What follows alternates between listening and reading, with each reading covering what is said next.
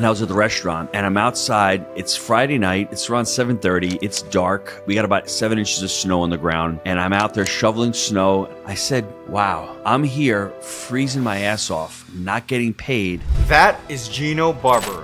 He is a best-selling author. His podcast has over 5 million downloads, and he's a multifamily investor with over 2,000 units that is making him $3 million in passive income per month.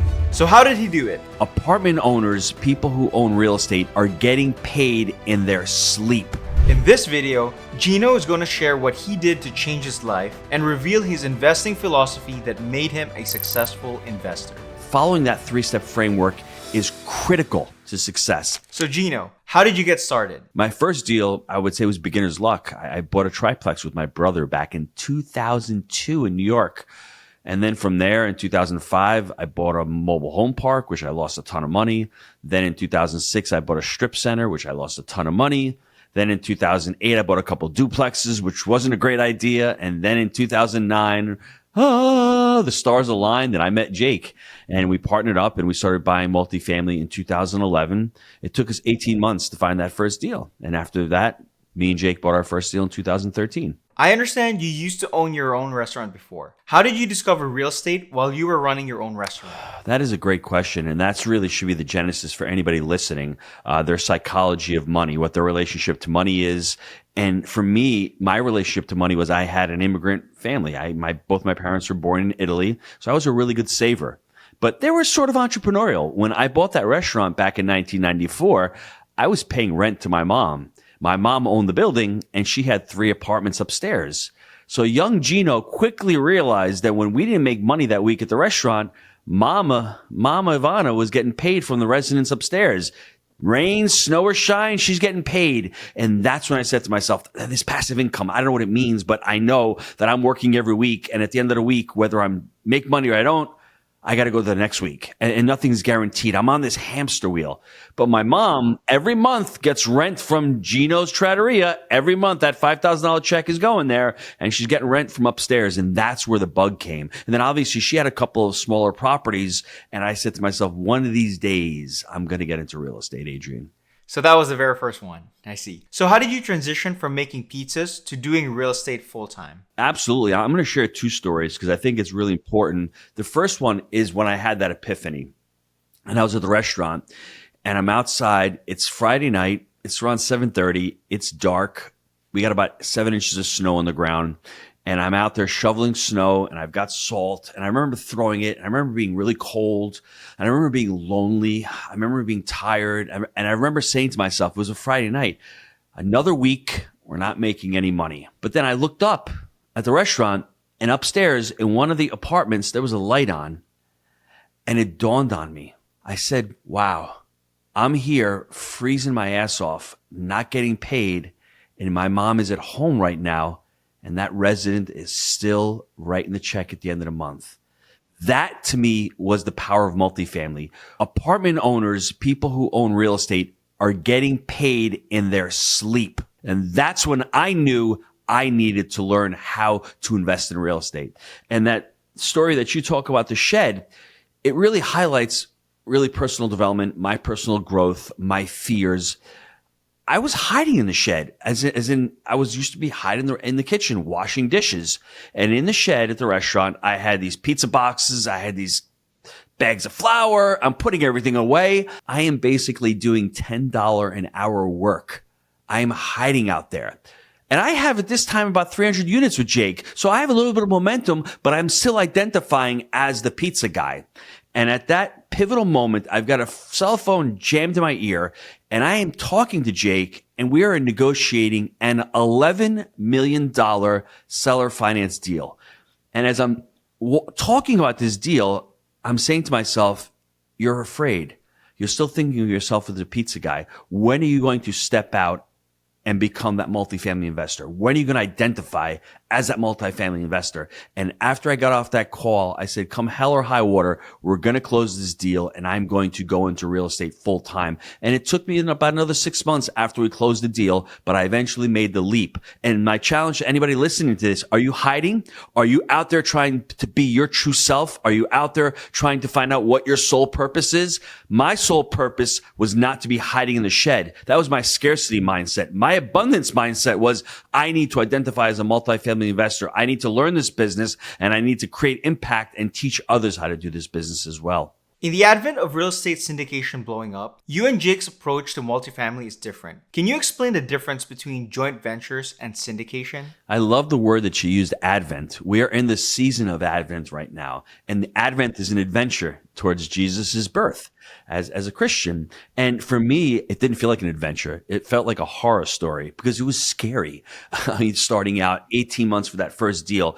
And we started out that way because it was the part of the market cycle. Back in 2011, there was not much capital out there. You could throw a dart on LoopNet and find a deal. You just couldn't source it with capital, and it was very hard to find debt. So the only thing we knew, the only tool that we had was joint ventures or partnerships. And then we learned another tool, which was creative financing. And then all of a sudden, the joint venture and the creative financing, you knew in 2018, you know the story, we started running out of capital. We were refinancing deals, putting money back in. The joint ventures were great because we control the equity ourselves. But for us to scale, the syndication was beautiful because it allowed us to use our capital. It allowed us to generate additional fees. It allowed us to create another business with investors, and it allowed us to stopgap. At that point, we were running out of our own capital, so we were able to do 3 syndications in a row, which we loved. We were able to bring investors on board, and we were able to continue with the syndication, and we're also able to do our joint ventures. I think the problem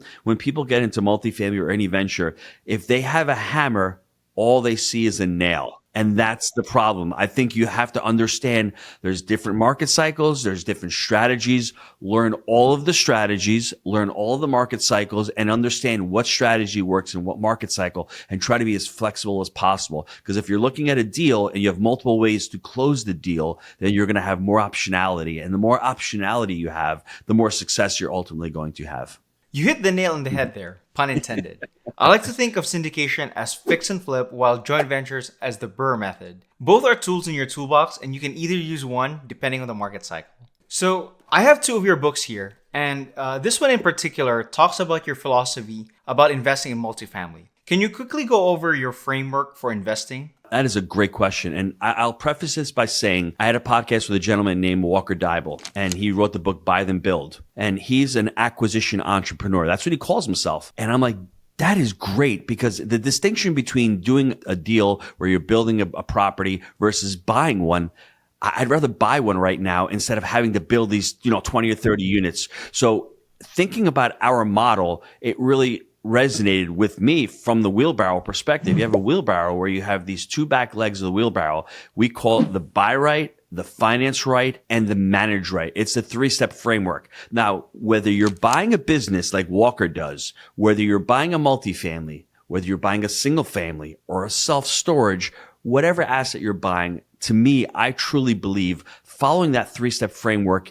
is critical to success. It's the map. It's the process. Remember life before Jake? Gino over here had no process. He had no system. Once I met Jake and I understood, wow, we need to be able to buy this asset properly. We need to be able to finance it properly. Oh, by the way, bridge debt. No one has long-term fixed rate financing. The last 2 years, what's been going on? We have never told our students to do bridge debt because we know there's a lot of risk that's inherent. So if you're not financing these properties properly, once you've done the buy and the finance, they're locked in. The manage, the wheel of the wheelbarrow is where we excel in at Jake and Gino, because we teach asset management. We're vertically integrated, so we know how to manage our properties, and we love to teach on that because there's the true intrinsic value of multifamily. It's a business. By the way, single family home, self-storage. They're all businesses. How do you manage those businesses? How do you scale those businesses? It's a lot of systems and processes that we love to teach. And we also focus on creating and growing that NOI. That makes sense. You mentioned earlier about bridge debt. It was very popular about 2 years ago. So how has multifamily investing changed now compared to 2021? Yeah, and the thing, I'm going to answer that by saying what I've done differently, but it is the age of valuation through operation, not renovation. That's where we are right now. And that going forward, where you may buy these assets, don't renovate them, but if you operate them fine and find the fat in the deal and all the excess expenses or raising the income, that's where you need to focus on. But life at the restaurant, unfortunately for me, if you're starting out and you're trying to create a business, I had no core values and I had no mission statement at the restaurant. So I had no vision. And when I hired an employee and an employee made a mistake, well, it was always the employee's fault. It was never Gino's fault, but Gino never laid the groundwork. Gino never had any mission statement. Gino never had any core values.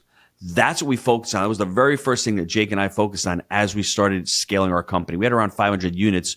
We were stuck at scaling. We didn't have the systems in place. You know, you can get into the check cashing, you can get into the Google Sheets, but really drilling it down, understanding what your values are in your company, understanding what you're trying to create, a catalyzing statement to become the Chick-fil-A of apartments. What is your advice to someone who is deciding whether to invest in multifamily passively or actively? That is another great question. And I would say learn how to do both. And I'm going to be self-serving here right now. If you're considering putting $50,000 or $100,000 as a limited partner into a deal, please invest in your mentorship. Please join a community. Don't look at joining Jake and Gino as an expense. I have so many students that tell me I invested $50,000 passively into a deal. Now that I joined Jake and Gino, I never would have done that deal. Well, I would have saved them 50 grand for putting that LP. Now they're having a capital call and a capital contribution. As a limited partner, you need to have the mindset as if you're going to do this deal full time yourself. You need to learn how to buy right. You need to learn how to manage right and finance right. You need to learn how to choose an operator. Really, you want that jockey, not the horse. You really want that sponsor, that lead GP to be great. How do you learn that? Well, you have to educate yourself and learn how to pick that, learn how to choose that. LP is a great way to get into and to diversify your portfolio. Put your toe in the water. See if you like multifamily. I'm here to tell you it's the best vehicle, bar none, for us because we look at it as a business. We love the tax benefits. We love the forced appreciation. We love the principal pay down. We love the refinance and roll. I can go on and on. I'm not here to try to convince you. You know it. I'm here to try to convince the listeners that it's the right vehicle. The second question, is it the right vehicle for you? And that's how you could test it with the limited partnership. But you have to understand it's not like a mutual fund where you go into the S&P 500 and put in $100 and pray and hope the market goes up. You have control in this asset, which is amazing. That's another benefit. You can go out and pick Jake and Gino as sponsors. Then all of a sudden, do your goals align with theirs? Do you like to be in the market that they're in? Do they have any credibility? Have they done deals? Are they employing a business plan that's sound? Do they have proper financing? Are they on bridge debt? All of these things you should learn before you go over and hand your money to investors. And becoming a GP, you can start out and raising capital, jump on somebody else's general partnership team, starting out if you'd like. But once you become a lead sponsor, you're the fiduciary. You're signing on the debt. You're taking a lot of responsibility. There's a lot of work, but with a lot of work, there's a lot of reward as well. If someone is doing a joint venture and have no kids, what would be the exit strategy when the investor decides to retire? Let's say I have no children. I bought this joint venture. I can do one of two things. I can refinance it, hold it. What I would even consider doing is possibly selling with seller financing 10 years down the road when I've paid off and I have a lot of equity. Because if you sell with seller financing, you've got mailbox money. That's true passive money. Adrian buys a deal for me. I can seller finance it on a note. I don't collect all of that capital, right? So I'm not paying capital gains on anything that I don't get money on, and I'm getting monthly payments from Adrian. That may be one way to actually crystallize the money from a JV. Or let's say you earn a JV and you've got money and you've sold it. Well, you've got a chunk of capital. Go there and go find somebody who's doing it as a GP and put your money in on the LP side. You can do a tenant in common. You can do a 1031, go into a syndication, or you can just invest passively, get some of that money, invest that money passively. I don't want to hand off these assets to somebody in the next generation that's not going to take care of them, that's not going to run them, because then they're going to become motivated sellers. They're going to become mom and pops. And those are the people that we're buying right now, Adrian. Yeah, you never want to be a motivated No, seller. you do not. What's been the biggest contributor to your success? My wife, she's an amazing person. She's stuck with me through thick and thin. She's supported me. I mean, we have 6 children. We homeschool the kids, and she's never criticized me for making money, not making money. She's always been really supportive for me. If Gino Barbaro were to start all over again today, what would be your strategy to be successful? I'm going to go back to when I got into the restaurant business. I would have gotten into the real estate business. I probably would have gotten my broker's license. I would have started selling real estate, and I would have gotten into commercial real estate with the mindset of becoming ultimately an investor, learning the game at a much younger age. Instead of trying to have a job in real estate, I would have focused, instead of the restaurant, I would have focused everything in on the real estate and understood market cycles and understood a framework. That's what I would have done if I had to change something. Obviously, I don't want to change anything. I've got the 6 kids. I've got the portfolio now. I've had the struggles, but early on, understanding how to create wealth and understanding to try to get to my financial freedom as soon as possible so I could focus on building the real estate quicker. All right, if you enjoyed this video, watch this one next where Jay Scott shares why he left his very successful flipping business to invest in multifamily syndications.